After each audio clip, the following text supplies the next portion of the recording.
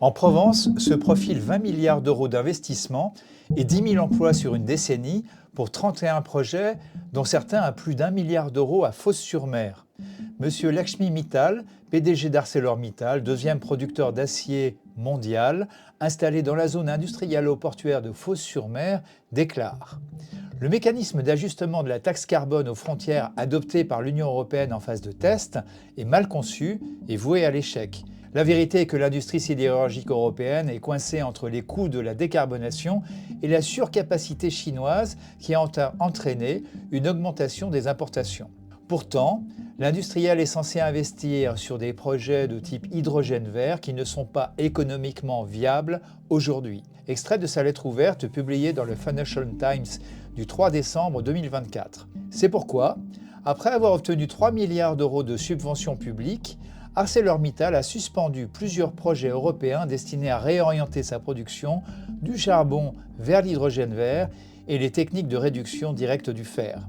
Pourtant, l'objectif de la ZIP de Fos-sur-Mer reste la réindustrialisation verte avec l'ambition d'être la vitrine européenne de la décarbonation.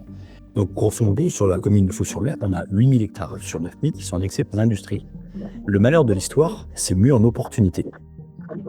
La ZIP de Fos s'est construite de manière très verticale, très autoritaire dans les années 60-70, une volonté d'État.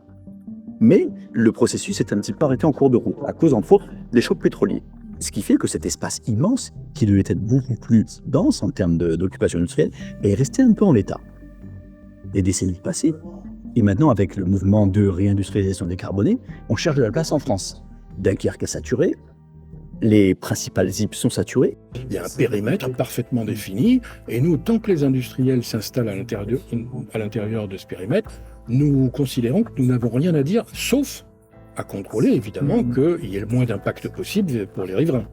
Et donc on a besoin des industriels, mais il ne faut pas qu'ils empiètent trop sur nous, et même à la limite, s'ils pouvaient ne pas empiéter, ça nous rassurerait. Donc décarboner l'électricité, eh bien, on a un exemple derrière moi, ça peut être par les énergies renouvelables, donc ici éoliennes, le solaire également. Ensuite, il y a d'autres sources d'énergie qui sont décarbonées, notamment le nucléaire. Par contre, c'est vrai que le politique aime bien avoir des choses simples à présenter. Donc on présente les choses de manière simple. Au départ, on raisonne sur des présentations, sur des belles images. Donc là, c'est facile de révolutionner le monde et de faire la transition énergétique sur une présentation PowerPoint. C'est très facile à faire. À un moment, il va falloir quand même passer à la technique. À un moment, il va falloir quand même passer à la planche à dessin. Et à un moment, il y a quand même des financiers qui vont demander des retours sur investissement. Ça va être garantir des performances, donc des histoires de rendement. Et là, il y a peu de chances que ces projets aillent plus loin et sortent de terre si ça ne respecte pas ces paramètres. L'hydrogène est un gaz, donc un molécule H2, qui est déjà très utilisé, notamment dans l'industrie pétrolière, donc pour le raffinage, et dans la production d'ammoniac et donc en sous-produit des engrais. Je dirais que le procédé central, c'est l'électrolyse, avec différentes technologies d'électrolyseurs, et qui nécessitent en fait des développements encore aujourd'hui. Les rendements sont de l'ordre de 30-40%. C'est-à-dire qu'il y a 60% de l'énergie électrique que vous injectez dans votre système qui va devenir principalement de la chaleur. Les inconvénients de cette molécule, c'est que l'hydrogène, c'est un gaz qui est très inflammable, explosif. Et vous prenez 1 mètre cube de méthane dans 1 mètre cube d'hydrogène, à pression égale, vous aurez quasiment 4 fois moins d'énergie. Donc vous allez avoir une problématique de stockage pour la taille de vos équipements, en fait. Ce qui me fait dire que personnellement, l'hydrogène sorti d'un contexte industriel, ça me semble peu raisonnable, en tout cas pour des grosses installations. L'industrie, je dirais tout l'écosystème autour de l'hydrogène, ce qu'on constate aujourd'hui, c'est qu'il y a un fort ralentissement. Le marché, aujourd'hui, il n'existe pas. Il n'y a pas grand monde pour acheter de l'hydrogène 3, 4, 5 fois plus cher que l'hydrogène gris. Et le réel aujourd'hui, c'est que les électrolyseurs ne donnent pas en fait les performances qui étaient annoncées. On est sur un territoire qui a quand même beaucoup donné quand même à l'industrie depuis une cinquantaine d'années. Donc c'est à la fois toute la zone industrielle ou portuaire de Fos, mais c'est aussi Martigues-la-Véra, c'est aussi Berre-l'Étang, tout ce qui se passe autour de Marignane, Châteauneuf-les-Martigues, etc. Et je pense que c'est vraiment, il faut sanctuariser. Alors c'est vraiment la sanctuarisation des espaces naturels pour justement montrer comment on sait faire cohabiter, et ce pour la population et pour le bien-être de tous, à la fois de l'activité industrielle parce qu'il en faut sur le territoire, mais aussi des espaces naturels où les habitants puissent se détendre et profiter. Mais on aimerait davantage aussi que les industriels, que le grand port nous parlent de sobriété. C'est-à-dire qu'on est toujours dans cette folie quelque part de dire on a toujours besoin de plus et de plus et de plus. Je citerai un exemple sur l'ammoniac ou sur l'hydrogène.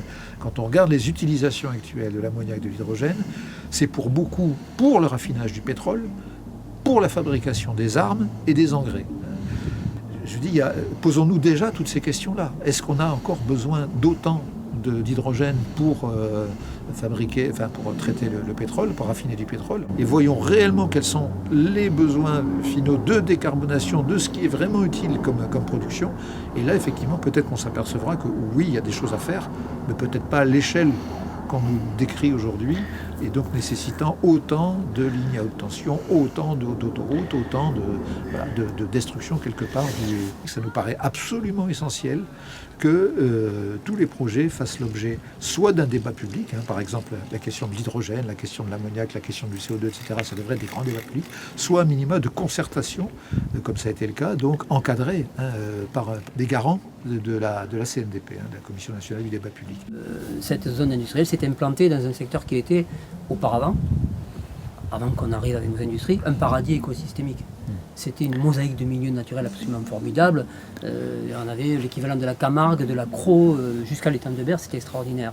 Et partout où l'anthropisation n'a pas été effective, il reste des oasis de biodiversité.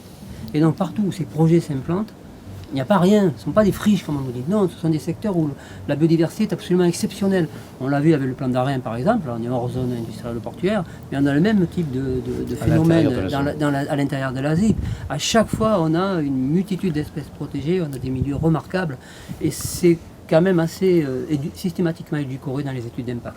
On peut être dans la décarbonation de manière directe ou indirecte, parce que la population, certes, ce qui se passe en ZIP semble moins intéressé que ce qui se passe sur les territoires urbains et paysagers autour de l'urbain, mais pour autant, on ne peut pas y faire n'importe quoi. Donc il y a quand même une grande vigilance, à défaut de population des élus. Le passé nous démontre que la transition énergétique est un leurre, car que ce soit le bois, le charbon, le pétrole, le nucléaire ou les énergies dites renouvelables, l'histoire nous montre que les énergies s'additionnent les unes aux autres au lieu de se remplacer.